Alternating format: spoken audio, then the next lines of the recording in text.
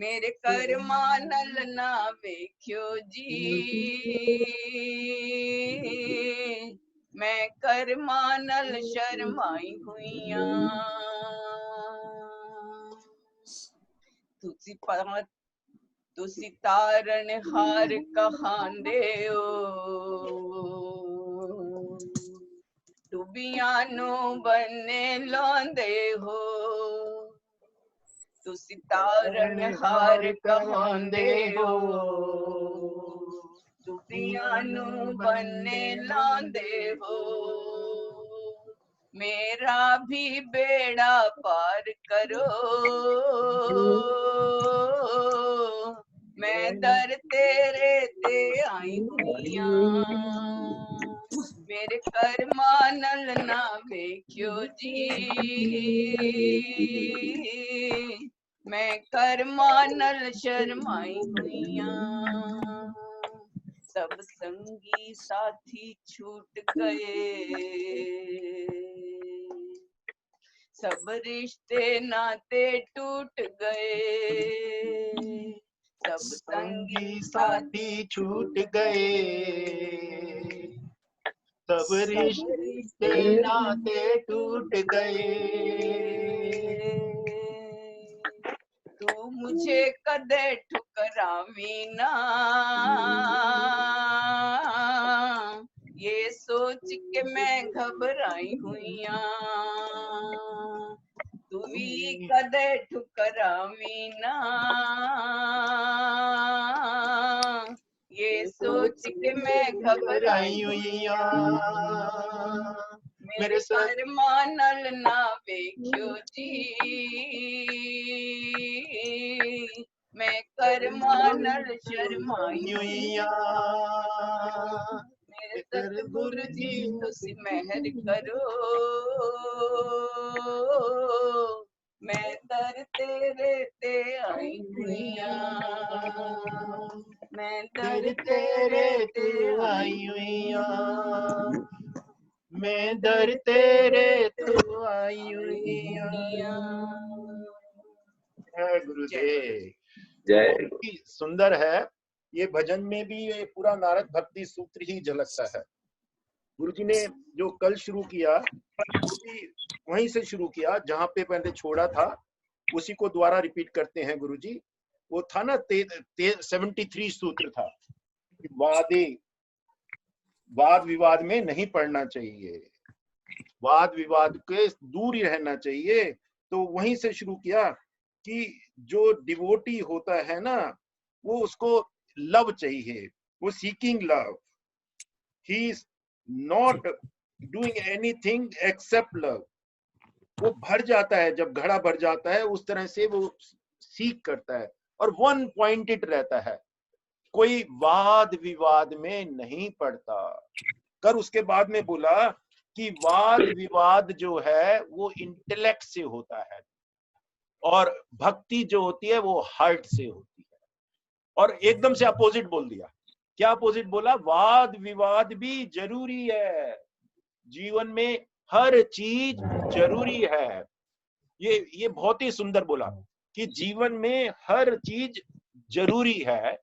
तो तर्क नहीं करो, कुतर्क नहीं करो, वितर्क करो। वितर्क जरूरी है। वितर्क में क्या होता है? मैं कौन हूं, मेरा क्या पर्पस है।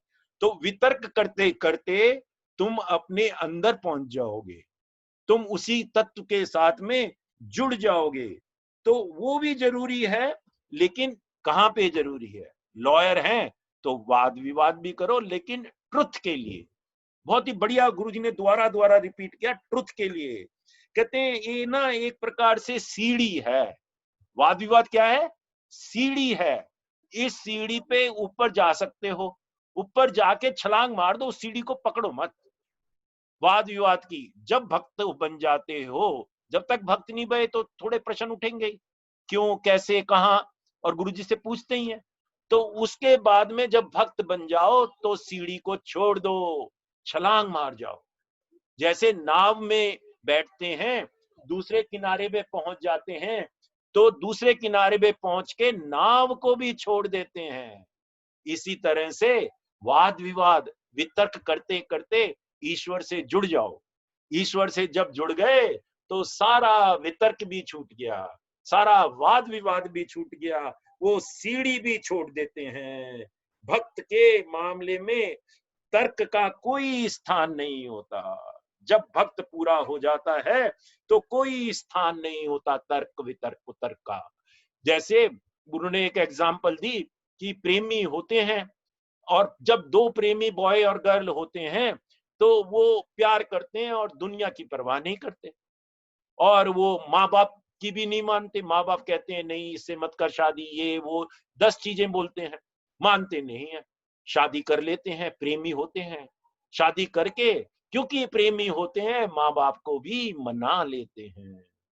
उसमें कोई तर्क वितर्क कुतर्क का कोई स्थान नहीं है भक्ति में। और परशुराम की कल एग्जाम्पल दी, पहली बार परशुराम भगवान के, वो भी बड़े गुरु हुए, बड़े भगवान ही बोलते हैं परशुराम को, तो वो कहते हैं उन्होंने कोई कल्प सूत्र लिखे हैं, और कल्प सूत्र में उन्होंने बोला है कि गुरु की कृपा अनुभूति से होती है, अंतर की चीज है वो। मंत्र की कृपा, मंत्र की भी अनुभूति होती है, मंत्र में भी कोई वाद विवाद नहीं है। जैसे भक्ति में ऐसे ही मंत्र में कोई वाद विवाद नहीं है। कहते हैं 1980 के दशक में, उससे पहले भी लोग जो है ना वेस्टर्न कंट्रीज में ये मंत्र की शक्ति नहीं मानते। वो कहते थे ये क्या मंत्र बोल रहे हो, राधे राधे कृष्णा कृष्णा, और ये मंत्र सब बेकार है, टाइम है, तुमने अगर कुछ करना ही है तो काउंटिंग करो। कहते 10-10 बोलो, 20-20 बोलो, क्यों ये राधे राधे शादे शादे ये क्यों बोलते हो? तो उन्होंने, गुरुजी ने बताया कि उन्होंने ऐसे 10-10 तक बोलने लगा, तो बैठे रहे, बोलते रहे, लेकिन कोई उनको प्रभाव नहीं पड़ा। जब उनका कोई प्रभाव नहीं पड़ा तो धीरे धीरे फिर वो आ गए वापस, राधे राधे श्याम सुधार। कहते हैं ये जो है मंत्र जो है ना, आपके चेतना में 5000 साल पहले, कितने सालों पहले ये स्थापित हैं। ये मंत्र आपने पहले भी सुने हुए हैं। तो सत्संग में जब ये द्वारा सुनते हो तो आपकी अंदर तक की लेयर खिल उठती हैं, और फिर आप ध्यान में हो जाते हो, ईश्वर के साथ हो जाते हो। धीरे धीरे वहीं से आप उसके भक्त हो जाते हो। कहते छोटी बुद्धि वाले, शब्द भी क्या यूज करा, छोटी बुद्धि वाले। छोटी वाली मतलब left intellectual, so called intellectual, जो टीवी में डिबेट करते रहते हैं, वो कह रहे छोटी बुद्धि वाले हैं। वो छोटी बुद्धि वाले वाद विवाद में पड़े रहते हैं और उनको कुछ समझ में नहीं आता, वाद विवाद कर कर अपना जीवन नष्ट कर देते हैं। कहते हैं भक्ति तक नहीं पहुंच पाते। जो भक्त होता है वो तो कहता है 2 + 1 0। गुरुजी ने बड़ा रिपीट किया दोबारा, 2 + 1 = 0। छोटी बुद्धि वाले होते हैं, ये पागल आ गया, 2 + 1 0 कहां से होता है? और गुरुजी ने कहा सोचो कैसे होता है? तो ये ऐसे होता है, मैं और ईश्वर दोनों जब मिल जाते हैं, एक एक हो जाते हैं, तो उसके बाद क्या होता है? 2 + 1 0 हो जाता है, शून्य हो जाता है। भगवान से आपका प्रेम हो गया, आप उसकी भक्ति में रच गए, तो भगवान और मैं दोनों एक हो जाते हैं, और एक होते ही आप तो रहते ही नहीं है, उसी शून्य में, उसी इनफाइनाइट में स्थापित हो जाते हैं। ये सब माया का खेल है। गुरु जी ने बोला माया का खेल है। ये भक्त जो होता है वो श्रद्धा होता है, और ये छोटी बुद्धि वाले होते हैं वो माया में फंसे रहते हैं। वो कहते रहते हैं, मिथ्या वचन बोलते हैं, ईश्वर ऐसा है वैसा है।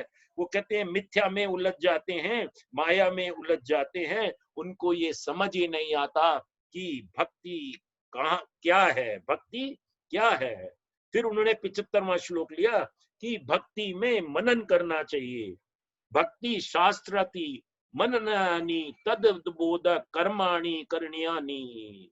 क्या, जैसे तन्मया बोला था ना, कहते हैं भक्त जो होता है, पहले तो बोल दिया कि भक्त का कोई नियम नहीं होता, भक्त को कोई जरूरी नहीं है साधना वाधना करने के लिए। लेकिन फिर बोला, जैसे हमने देखा था कि उसको ज्यादा भावुक ना हो जाए, दुनिया में रहना है तो उसको साधना भी करनी, उसको सत्संग भी करना है, उसकी भक्ति मजबूत होती रहती है, वो पागल नहीं होता दुनियादारी के उसमें। तो वो कह रहे हैं, अब कह रहे हैं कि उसको फिर शास्त्र को भी मानना चाहिए। कह रहे भक्त के अंदर तो शास्त्र आता ही है, गुरु से ही तो शास्त्र आता है, लेकिन जो शास्त्र आ गया, जो विधि आ गई, उसको भक्त को मानना चाहिए। बहुत ही बढ़िया है। ये इतना सूक्ष्म होता जा रहा है जैसा हम आगे बढ़ते जा रहे हैं कि एक आदमी तो समझ ही ना पाए कि तमिलनाडु में लोग कहते हैं, एक कवि हुए, वो कहते हैं कि कौवे को देखता हूं, देखो सुनो बात, कौवे को देखता हूं तो तेरी याद आती है कृष्ण। कौवे को देखता हूं तो क्या उपमा भी क्या दी कौवे की। तो कहते हैं प्रेमी जो होता है, भक्त होता है, वो इसी तरह की बातें करता है। क्यों? वो हर चीज में भगवान को ही देखता है। कहता है दो प्रेमी बॉय एंड गर्ल अगर ये बात कह दें कि तेरा ध्यान कौवे को देखकर आता है, तो कौवे जैसी है, तो भाई लड़ाई हो जाएगी, डाइवोर्स हो जाएगा। लेकिन जो भक्त होता है वो ऐसी बातें करते हैं। तमिलनाडु में कहते हैं ऐसे कवि हुए उन्होंने ऐसे गीत लिखे कि उसमें कौवे से तुलना कर दी। तो वो क्या है? भक्त। फल में भी, फूल में भी, पेड़ में भी, पौधों में भी, पर पृथ्वी में भी, नेचर में भी, हर जगह भगवान को देखता है, क्योंकि भगवान असीम है और वो सब जगह व्याप्त है और वो ही भक्त है। फिर वो एक श्लोक आया बहुत सुंदर कि भक्त को क्या नहीं करना चाहिए। पहले तो वो बोला ना था दुसंग नहीं करना चाहिए, अब क्या है? भक्त को किसमें फंसना नहीं चाहिए। तो उसमें चार चीजें बोली, सुख, दुख, इच्छा, लाभ। सुख, दुख, इच्छा, लाभ। और उसके बाद में उन्होंने बोल दिया कि क्रोध में भी नहीं फंसना चाहिए। क्रोध में कोई कुछ कह दे तो क्रोध में भी नहीं फंसना चाहिए। हालांकि इसमें चार ही चीज लिखी हुई है। क्यों नहीं फंसना चाहिए? कहते हैं सुख, दुख, इच्छा, लाभ ये तो उठती रहेगी, ये तो मन में आती ही रहेगी, ये तो जीवन में होता ही रहेगा। लेकिन सुख में फंस गए तो ईश्वर कहाँ गया?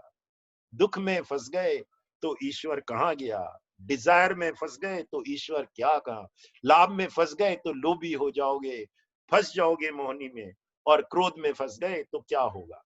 तो कहा है उन्होंने, गुरुजी बहुत ही बढ़िया बात करी कि ये कल नहीं बोला था लेकिन वो अमेरिका में जो बोला था, कहते हैं ये सारी चीजें अपने ईश्वर, अपने गुरु के साथ शेयर करो। कल सरेंडर की बात नहीं बोली, समर्पण तो है ही। कहते हैं शेयर करो, शेयर शेयर करो, गुरु से शेयर करो, अपने भगवान से शेयर करो। भगवान ये सुख भी तू नहीं दिया है, ये दुख भी तू नहीं दिया है, ये क्रोध मेरे को आ रहा है ये भी तेरी वजह से है। पॉजिटिव नेगेटिव सब उसके साथ शेयर करो। ये मेरी डिजायर है, ये मेरी लाभ है, ये मेरा जो कुछ है सब उसके पर। भक्त को जो है वो कोई गाली भी देता है वो भी उसको शेयर करो कि भगवान देखो ये लोग हैं गाली दे रहे हैं, ये गुरु ये आपको गाली दे रहे हैं, आलोचना से भी घबराओ मत, भागने की जरूरत नहीं है। सुख, दुख, इच्छा, लाभ दुनिया में आते जाते रहते हैं, इनको पकड़ कर बैठ नहीं जाना। इनसे गति नहीं मिलेगी अगर पकड़ कर बैठ गए तो। जीवन को, जीवन की नैया जो है बहने लगेगी, बहते लगेगी। फिर उन्होंने एक बहुत बढ़िया सुंदर कहानी बताई कि दिल्ली के एक संत थे, दिल्ली में एक संत थे, वो बता रहे हैं कि 1971 वार में आर्मी में थे, उनको एक गोली लग गई और जब वो गोली लगी तो वो बेहोश हो गए। और कहते हैं बेहोशी में ही उनको ज्ञान प्राप्त हो गया। ये देखो कर्मों का विधान कैसा होता है। बेहोशी में ही उनको ज्ञान प्राप्त हो गया। कहते हैं वो कोटला मुबारकपुर में रहते थे और फिर ज्ञान प्राप्त हो गया तो वो तृप्त हो गए, लेकिन पूर्ण तरह से तृप्त नहीं हुए। तो उनके अंदर, वो नीच जाति के थे, लोअर कास्ट के थे, तो उनके अंदर इच्छा उड़ी कि मैं किसी गुरु के पास जाके ज्ञानी बनूं, थोड़ा सा और ज्ञान लूं। तो कहते किसी ने उनको एक्सेप्ट नहीं किया क्योंकि वो छुट्टी जाति के थे। तो कहते हैं वो चलते चलते वृंदावन चले गए और वृंदावन में जाके एक आश्रम के बाहर ही ज्ञान की बातें सुनने लगी। फिर कहते हैं उन्होंने के आश्रम में गुरु ने जब देखा तो उनको अंदर बुला लिया और कहते हैं 8-10 दिन में ही उनको पूर्ण तृप्ति मिल गई और उसके बाद में वो कोटला में रहने लगे। कहते 1981 में मैं उनके पास कई बार जाता था। 1981 में you remember Art of Living was started. गुरुजी को कोई पहचानता नहीं था। कहते हैं लेकिन वो मेरे को कहते थे योगी राज, और वो उनके साथ में काफी बैठता था। तो वो लोग कई लोग उनके पास आते थे, कहते हरियाणा के थे ये, और गाली इनके जवान पे रहती थी, आर्मी में भी थे, तो गाली गाली के बिगड़ बात ही नहीं करते थे। तो लेकिन गाली गाली में, प्रेम में किसी को कुछ बोल देते थे, किसी को कुछ बोल देते थे, और उनका सबका काम हो जाता था। तो उन्होंने शेयर करा कि एक 72 साल का एक हट्टा कट्टा पुरुष, वो भी हरियाणा का, वो भी उनके पास आता था और उनकी बड़ी सेवा करता था, उनके पैर दबाता था, उनके लिए कुछ ले आता था, कुछ करता था, और फिर वो अपनी व्यथा भी सुनाता था रोज नई नई। कहता है गुरुजी उनसे जो ये आर्मी के लोग थे, संत थे, कि आप मेरा भी कल्याण करो, मेरी बीवी भाग गई है, मैं उसके लिए कल आम लेके गया था, उसने आम भी फेंक दिए और मेरे को पीट भी दिया, दुत्कार भी कर दिया, और वो दूसरे आदमी के साथ रह रही है। तो कहते हैं वो संत मेरे को बोलते हैं, देखो योगी राज, ये कैसा आदमी है, इसमें कितना प्रेम है उसके प्रति, ये कितना भक्त है, कि दूसरा आदमी तो उसको छोड़ के भाग जाए, वो छोड़ के भाग गई ना, तू क्यों पड़ा हुआ है चक्कर में। तो कहते हैं, वो कहते थे नपुंसक, तू इसके चक्कर में क्यों पड़ा हुआ है। तो वो कह रहे हैं कि वो 3 चीजें बोलती थे, बहुत ही बढ़िया है, कि लोग जो है ना, किसमें नहीं फंसना चाहिए, कि किसी चीज में भी फंसना नहीं चाहिए, कि वो और बोलते थे कि ये जो पानी है चलता रहना चाहिए, बहता रहना चाहिए, पानी बहता रहना चाहिए, किताबें फेरती रहनी चाहिए। ये बुक है, जो ये बुक है, इसके पन्ने मेरे को पढ़ते रहने चाहिए, फेरते रहने चाहिए। पानी अगर कहीं पे स्टैग्नेट हो गया तो गंदा हो जाएगा, पानी बहता रहना चाहिए। और तीसरी चीज है सत्संग चलता रहना चाहिए। सत्संग में 3 चीजें हैं, ज्ञान, ध्यान और गान। तो ये तीनों चीजें चलती रहनी चाहिए। तो कहते हैं सूरज जब आता है तो कोई बता, सूरज तो दिन में ही आएगा, सूरज तो अपने रात को खिड़की खोल दी और तो वेट करो, सूरज दिन में ही आएगा। ऐसे ही प्रेमी होता है, भक्त होता है, वो वेट करता रहता है, वो वेट करता है। वेट में भी उसको कोई तर्पण तो होता है, उसको लॉन्गिंग तो होती है, लेकिन कोई कड़वाहट नहीं होती। वेट में भी वो पूर्णता को प्राप्त हो जाता है, वेट में भी वो ईश्वर का ही ध्यान करता है। या वेट में भी दो बॉयज या गर्ल्स होते हैं तो एक दूसरे का ध्यान करते हैं। कहते हैं वेटिंग जरूरी है लाइफ में, वेटिंग होती भी है, लेकिन वेटिंग में भी एक क्षण गंवाना नहीं चाहिए। बहुत ही अद्भुत है कि वेट कर रहे हो और एक भी क्षण वेस्ट नहीं करो। हमको लगता है यार वेट कर रहे हैं, वो तो आया नहीं, 4 महीने हो गए, 3 महीने हो गए, भगवान के पास जाना था, दर्शन नहीं हुए, गुरुजी के पास जाना था, गुरुजी के दर्शन नहीं हुए, अननेसेसरी वेट कर रहे हैं। वो कह रहे हैं वेट में भी एक क्षण गंवाना नहीं चाहिए। मतलब क्या हुआ कि गुरु के दर्शन कर रहे हैं, लाइन में भी गुरु का ही ध्यान है, लाइन में भी गुरु का ही ध्यान है, उसके साथ 2+1 0 हो गए आप। तो वेट नहीं करना चाहिए। और उसमें भी लाइन में भी खड़े हैं, कहीं सत्संग में भी बैठे हैं, गुरुजी नहीं आए तो सेवा करो। कोई कह रहे सेवा के लिए भी वेट नहीं करना चाहिए, जब मौका मिले सेवा करो, सत्संग करो, साधना करो। अभी गुरुजी नहीं आए, चलो साधना कर लो, ध्यान में बैठ जाओ। तो वेट नहीं करना चाहिए। तो ये वेट जो है ना, कहते हैं वेट तो जरूरी है, वेट होती भी है, ये अपोजिट है, बड़ा सूक्ष्म है कि वेट तो जरूरी है, वेट होती है, लेकिन एक क्षण भी गंवाना नहीं चाहिए। मतलब वेट करते करते मन में क्रोध नहीं आना चाहिए, मन में ये भाव भी नहीं आना चाहिए कि मैं तो इतने दिन से बैठा हुआ हूं और गुरुजी दर्शन नहीं हुए, मैं तो प्रेमी की आस लगाए बैठा हूं, वो 2 दिन से आई नहीं है। वेट में भी उसका स्मरण, तो आप भक्त हो गए, बहुत बड़े भक्त हो गए। अब ये एक सूत्र बोला है, बहुत ही बढ़िया चीज सूत्र बोला है, 77 सूत्र। उसमें बोला है कि भक्त को क्या क्या नहीं करना चाहिए। पहला बोला अहिंसा, 5 चीजें बोली हैं। अहिंसा, सत्य, शौच, दया और आसक्ति। आसक्ति मतलब कि उनके साथ में, ईश्वर के साथ में आसक्त होना चाहिए। दया मतलब कंपैशन, शौच मतलब अंदर बाहर की सफाई, रोज नहाना चाहिए। पानी बोलते हैं उसमें पतंजलि में ये भी सारे आए हैं, और पतंजलि में बोला है कि ऊपर से पानी रोज बहना चाहिए, ड्राई क्लीन नहीं होनी चाहिए शरीर की। शौच, सत्य ट्रुथ के साथ, अहिंसा नॉन वायलेंस, ये सारा यम में बोला है, यम नियम में, अष्टांग योग में, पतंजलि में बहुत बढ़िया बोला है। और ईश्वर परिधान आस्तिक। तो कहते हैं इसका ये पहले तो बोल दिया कि भक्त का कोई नियम नहीं है, भक्त का कोई नाम नहीं है, लेकिन सब चीजें बोल दी। पहले बोला भक्त को साधना भी करनी चाहिए, फिर भक्त को सेवा भी करनी चाहिए, भक्त को सत्संग में भी जाना चाहिए, फिर यहाँ पे बोल दिया भक्त को अहिंसा भी नहीं करनी चाहिए, सत्य में रहना चाहिए, शौच, अपने आप को साफ रखना चाहिए, कंपैशनेट होना चाहिए, ईश्वर परिधान होना चाहिए हर क्षण में। कहते हैं ऐसा ना हो, कई बार लोग सोचते हैं हम तो भक्त हैं, हम नियमों से पार हैं, जैसे तैसे रह लेंगे, उदासीन व्यक्ति हो जाते हैं, खाते पीते नहीं है। ये अवधूत का लक्षण है, कहते हैं अवधूत का लक्षण है, भक्त का लक्षण नहीं है। तो ध्यान दो ये 5 चीजों पर। उससे बोला ये पहले 5 चीजें जो दूसरी थी उनपे, उनमें ना फंसो। वो 5 चीजें क्या थी कि आपके अंदर सुख, दुख, इच्छा, लाभ और क्रोध। क्रोध भी उन्होंने क्या बोला था? आलोचना। आलोचना, कोई आपकी आलोचना करे तो। सुख, दुख, इच्छा, लाभ और आलोचना में नहीं फंसो, लेकिन ये करना चाहिए क्या? अहिंसा, सत्य, शौच, दया और ईश्वर परिधान या आसक्ति प्रभु के प्रति। फिर 78 में बोला कि सब टाइम सर्वदा सर्वभावे निश्चते भगवाने अजिन्य, कि जो भाव में रहते हैं ना उनका जीवन में रस आ जाता है। और रस में क्या बोला? कहते हैं हरियाणा में है या कोई माँ बाप भी हैं, बच्चे को गाली भी दे देते हैं।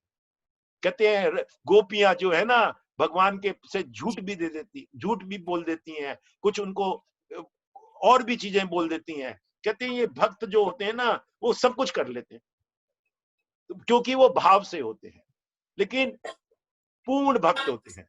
तो दोनों चीजें जो है ना साथ साथ चल रही हैं कि ये नहीं करना चाहिए, ये करना भी चाहिए। और भक्त में नियम भी नहीं है, भक्त में नियम भी है। प्रकृति में परमात्मा में जो लीन हो जाता है ना, तो वो उसी के अलावा कुछ नहीं देता, वो भावातीत हो जाता है, वो संसार को छोड़ता नहीं है, लेकिन संसार में हर चीज में रस लेता है। वो कहते हैं क्रोध भी आता है ना तो वो कहता है रौद्र रूप आ गया, क्रोध भी आता है तो रौद्र रूप आ गया।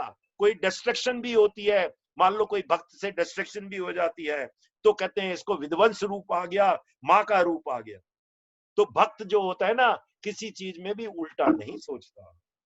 भगवान भक्त का ज्यादा चाहते हैं। कहते भगवान जो है ना भक्त को ज्यादा चाहते हैं। कहते साउथ इंडिया में और कई जगह मीनाक्षी देवी को पूजते हैं। मीनाक्षी, ये कहते बड़ी बड़ी आई वाले से मतलब नहीं है, सुंदर मीनाक्षी देवी से मतलब नहीं है।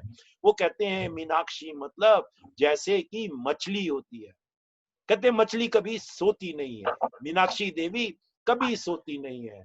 तो लोग पूजा करते हैं कि हे मीनाक्षी देवी हमारे बच्चों का ख्याल रखना।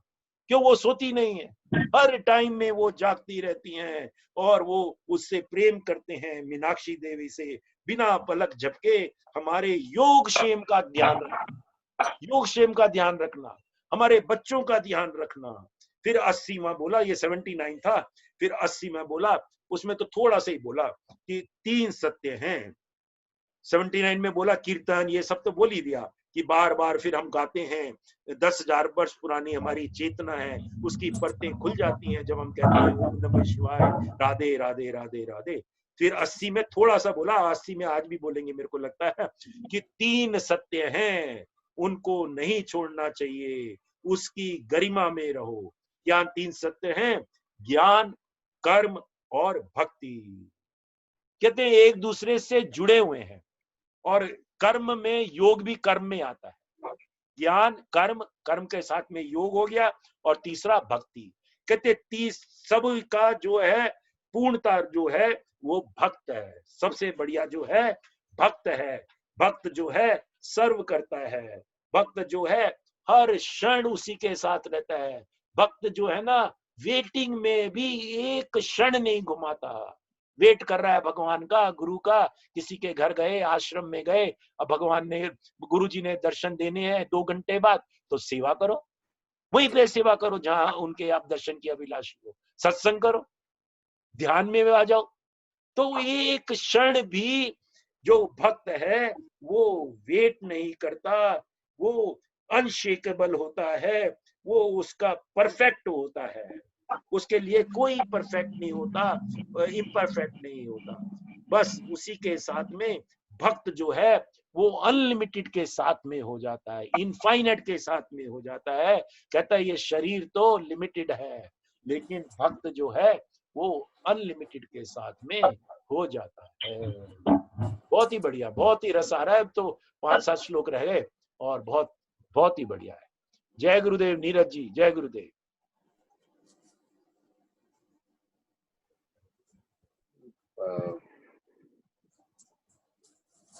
बहुत बढ़िया है, बहुत।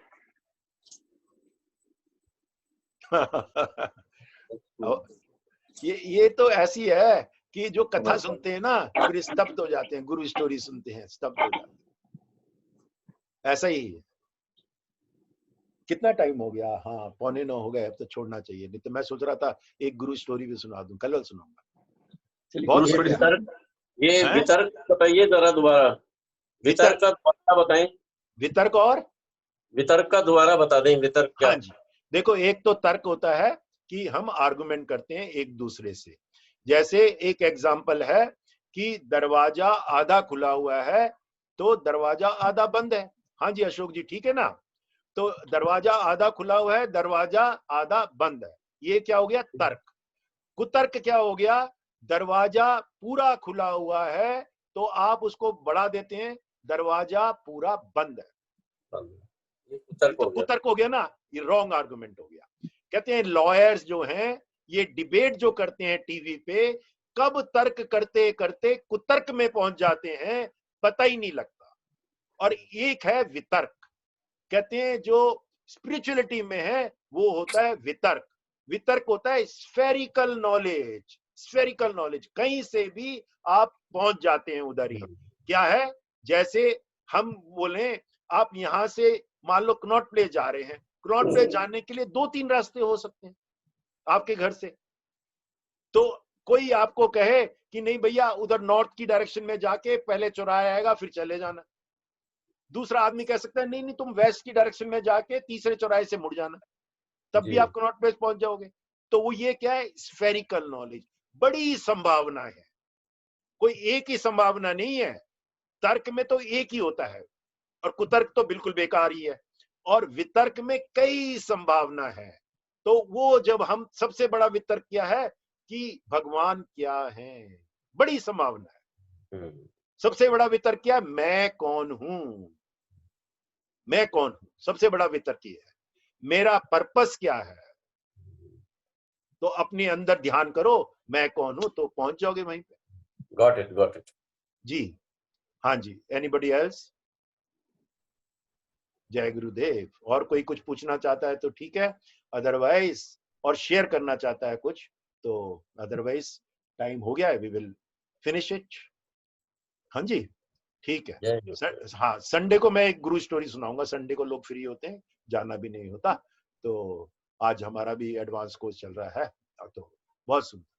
सत्यम परम धीमहि, सत्यम परम धीमहि, सत्यम परम धीमहि, सत्यम परम धीमहि, सत्यम परम धीमहि, सत्यम परम धीमहि, सत्यम परम धीमहि, सत्यम परम धीमहि। धीमहि सत्यं परं धीमहि सत्यं परं धीमहि सत्यं परं धीमहि लोकाना समस्ता सुखिनो भवन्तु।